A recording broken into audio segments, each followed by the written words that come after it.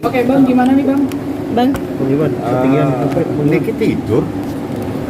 Nikinya tidur di dalam sama anaknya Arkana. Jadi saya memang datang karena saya ada dari luar pulau ya, jadi ada keperluan di wilayah lain. Saya datang sekitar malam dan sudah saya temenin Nikita. Saya tanya juga masalahnya apa. Ya kalau memang itu Bang kamera Bang. dengan alasan untuk membawa itu menjadi kewenangan polisi, saya tidak bisa mau memperdebatkan. Cuma tadi Niki sempat diperiksa, tapi mungkin karena lelah dia tadi, saya minta supaya pemeriksaan dilanjutkan untuk besok karena udah cukup malam ya. Jadi saya tunggu. Habis itu Arkana anak dia masih ada di dalam. Seperti itu masalahnya. Jadi besok saya akan balik lagi. Cuma saya tadi nunggu KPP aja. Besok balik lagi untuk proses lebih lanjut. Kira-kira jam berapa Bang? Alasan paksanya sendiri apa Bang? Kalau itu menjadi tanya ke polisinya, bukan saya. Kalau saya yang jemput paksa, saya bisa jelaskan. Yang jemput paksa kan polisi, penyidik lah ya. Silakan tanya ke dia. Beda yang melakukan penjemputan paksa saya bisa jelaskan. Misalnya ada beberapa pertanyaan Pak? Tadi sempat ada beberapa pertanyaan tapi tidak dilanjutkan karena Niki mungkin capek ya. Tiba-tiba dia harus ke sini. Saya bilang kalau capek jangan dipaksakan. Ya udah kau istirahat aja sama anaknya. Ya udah kita balik semua. Besok saya balik lagi ke sini. Jam berapa Bang? Jam berapa Bang? Besok mudah-mudahan sebelum sholat Jumat jam 10-an atau kalau enggak ya besok sholat Jumat, kan besok hari Jumat ya. Tapi yang jelas Niki dalam keadaan sehat, ya mungkin capek ya karena tiba-tiba harus datang ke sini. Jadi persoalan kenapa dia dibawa ke sini itu menjadi kewenangan polisi. Kami juga punya bukti, saya sudah berkirim surat dan sebagainya. Saya tidak mau memperdebatkan persoalan-persoalan penjemputan karena itu menjadi kewenangannya polisi. Yang jelas saya fokus pada persoalan. Jadi persoalannya itu adalah Niki memposting sesuatu terkait dengan berita-berita yang ada di media sosial. Itu diambil beritanya, diposting di Instagram Story, ada yang merasa tersinggung dan keberatan. Seperti itu persoalannya. Nah itulah yang jadi saat ini. Makanya saya mohon teman-teman media untuk selalu memonitor masalah ini, ada apa di balik persoalan ini. Sampai ada penjemputan, sampai ada datang dan sebagainya. Silakan Anda ada monitor, ini kasus pencemaran nama baik. Ingat ya, ini laporannya kasus pencemaran nama baik, tapi Anda bisa melihat prosesnya seperti apa. Oke Bang, tapi dari keterangan Kabid Humas sendiri, Niki itu kenapa dijemput karena adanya mangkir. Mangkir, ada satu panggilan yang mangkir Bang. Setelah pengambilan barang bukti itu Bang? Sebetulnya kalau dikatakan mangkir itu mungkin pemahaman penilaian ya. Kalau saya melihat Niki berkirim surat supaya dilakukan penundaan. Saya yang berkirim surat.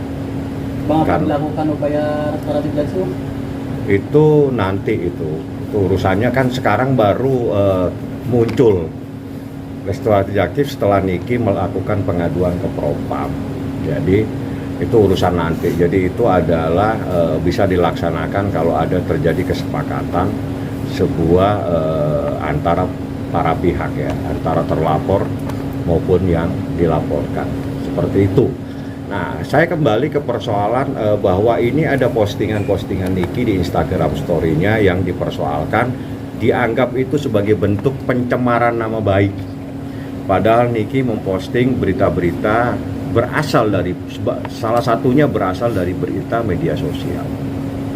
Bang Arkana sendiri masih nemenin di dalam? Ada di dalam Arkana, ada juga baby sisternya juga, karena Arkana nggak mau ditinggal nangis, termasuk Kak Putri tadi sempat untuk gendong, untuk dibawa juga nggak mau. Jadi daripada anak ini menangis terus, ya sudah biar aja di sini bersama Niki. Berkirim surat penundaan itu kapan Bang? Tanggal 6 kalau nggak salah. Tanggal 6 Juli. 6 Juli. Ada suratnya, sudah saya serahin semua kok. Jadi mungkin itu karena Niki lagi mencari nafkah. Jadi dia sebagai ibu sekaligus juga single parent ya, jadi dia meminta waktu saat itu. Nah tapi ya itu menjadi kewenangan penyidik ya, cuma menjadi sebuah tanda tanya, ini kasus pencemaran nama baik. Tapi prosesnya seperti ini, ada apa? Ya itu biar saja lah rekan-rekan media yang bisa menilainya dan bisa memantau, mengikuti proses ini seperti apa. Saya juga tadi melihat bahwa dari Komnas Anak juga mencoba menyoroti proses ini karena ada anak kecil yang lagi bersama Niki saat itu. Artinya saat ini proses pemeriksaan dihentikan sejenak gitu Pak? Bukan dihentikan, dilanjutkan besok. Dilanjutkan besok karena capek ya. Jadi udahlah, saya balik Niki biar istirahat. Besok nanti kita lihat seperti apa. Jadi sampai detik ini tidak ada penahanan terhadap Nikita Mirzani. Itu yang harus dipahami. Niki hanya dipanggil, diperiksa untuk dimintain keterangan tambahan. Ya. Tapi setelah pemeriksaan ini harapannya dari polisi nanti ada penahanan atau gimana? Tanya polisi kalau harapannya ke saya. Jadi harapan saya Niki adalah ibu dan sekaligus kepala rumah tangga, punya anak 3 kecil-kecil. Dan ini kasus ITE, bukan kasus narkoba, bukan kasus pelanggaran HAM, bukan kasus teroris. Mungkin tidak perlu dilakukan sebuah proses penahanan terhadap seseorang. Tapi itu menjadi hak sepenuhnya daripada penyidik. Ya. Berarti Kak Niki sendiri ketika tadi diminta keterangan sampai penangkapan tadi di Senayan City sendiri santai ya Bang? Ini santai banget ya, ini tidur banget. Karena kan dia memang belum bisa pulang, karena kan di dalam hukum memang ada hak 1 kali 24 jam. Nah kebetulan dalam keadaan dia sudah capek ya nggak perlu harus dipaksakan untuk dilakukan proses pemeriksaan. Makanya kita balik pulang, besok bisa dilanjutkan. Oke. Terima kasih ya Bang. Thank you, Bang. Oke. Terima kasih Bang. Ya, jadi sampai hari ini, sampai tadi belum ada penahanan atau Niki bukan dalam status orang yang dilakukan penahanan ya.